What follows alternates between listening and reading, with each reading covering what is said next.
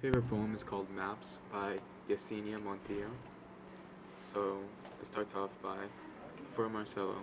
Some maps may have blue borders, like the blue of your name, or the tributary lacing of your veins running through your father's hands. How the last time I saw you, you held me for so long. I saw whole lifetimes flooding by me, small tentacles reaching from both our faces. I wish maps would be without borders, and now we belong to no one, and to everyone at once. What a world that would be. Or not a world. Maybe we would call it something more intrinsic, like forgiving, or something simplistic, like river or dirt.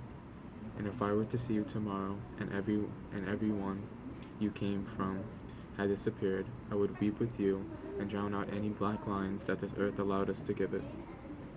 Because what is a map but a useless prison?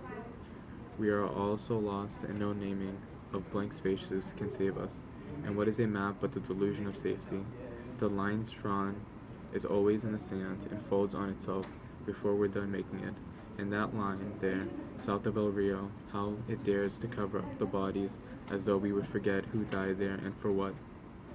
As if we could forget that if you spin a globe and stop it with your finger, you land it on top of someone living, someone who was not expected to be crushed by thirst.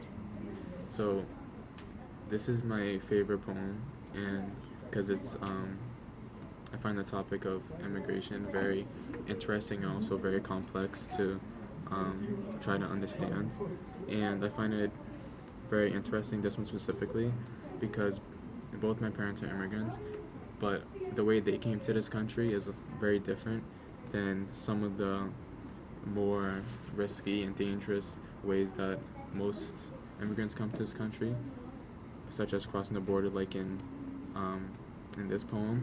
And I find it particularly interesting how it talks about how the different lines are just drawn by humans, and it's not actually how the world was created.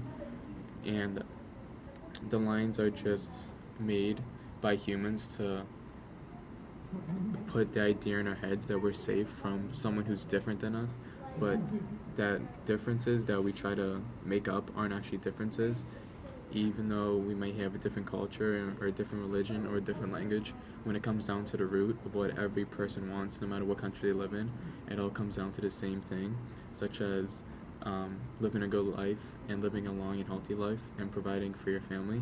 I think everyone wants that, but what borders do is they basically keep everyone away from each other instead of being as one. And I think ultimately, in the long run, the world would be a much better place if we accepted those who we may think are different than us, because in reality, we're all just the same.